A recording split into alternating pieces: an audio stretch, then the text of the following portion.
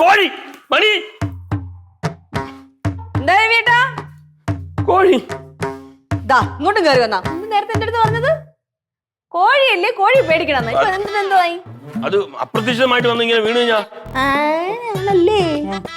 ഇതെ കൊണ്ട് വലിയ ശല്യമല്ല.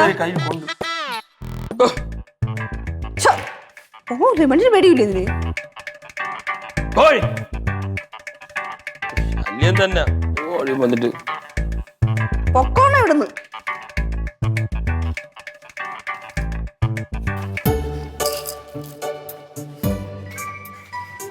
മുരളി, എടാ നീ നോക്കിയടാ ഇങ്ങോട്ട്. നീ എന്തിനാടാ ഇവിടെ കിടന്ന് അലമ്പുണ്ടാക്കുന്നത്? ഇങ്ങനെ അലമ്പുണ്ടാക്കി കഴിഞ്ഞു കഴിഞ്ഞാൽ ചേച്ചിയും നിന്നെ എന്നെയും കൂടെ എടുത്ത് പുറത്തു കളയും കേട്ടാ. നോക്ക്, നിനക്ക് ഞാൻ മീനും ചോറും ഒക്കെ തരുന്നില്ലേ, പിന്നെ നീ എന്താ ഞാൻ പറഞ്ഞ അനുസരിക്കാത്ത? മുരളി ഇതാ കഴിച്ചോട്ടോ. ഇതാ കഴിച്ചു. മുരളി ചക്കരയല്ലേ, ചേച്ചി പറഞ്ഞ പോലെ അനുസരിക്കണം കേട്ടോ. ഇനി കേട്ടോ, ഒരു ഫോട്ടോ എടുക്കട്ടെ.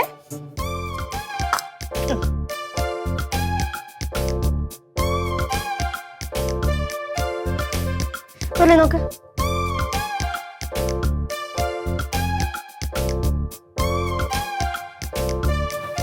കൊള്ളാം കേട്ടോ, പേടിക്കണ്ട. ഇരുന്നോ, നീ ഒന്നും പറയത്തില്ല ആരും കേട്ടോ. ചക്കരുള്ളൂ.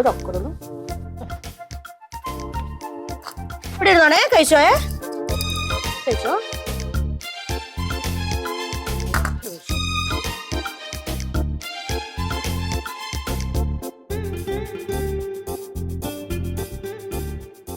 മണി നിന്റെ കാലുവേന എങ്ങനെയുണ്ട്?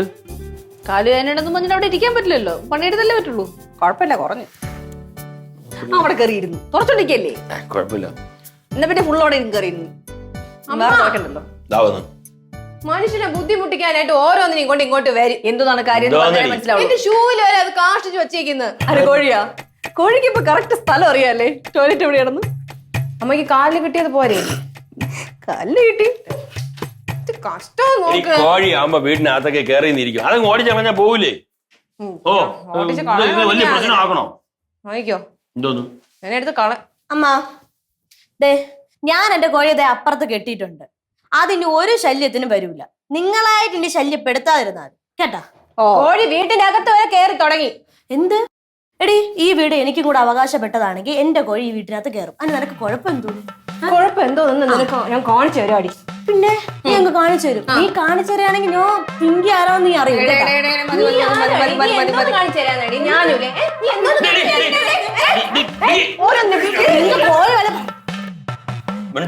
അടിച്ച് രണ്ടു ഷേപ്പ് മാറി കിടക്കും.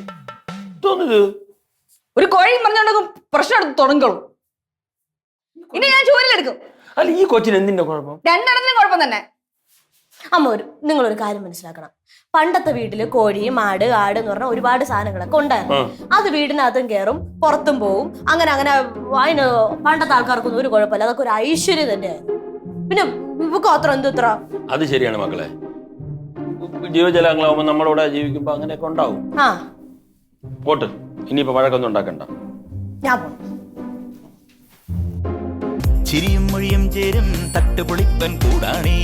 എന്നിഷ്ടം നിന്നിഷ്ടം ഒത്താലോ തന്നിഷ്ടം. പിടിപലി കളി ചിരിപൂരം മുരളയ്ക്കു പേര്.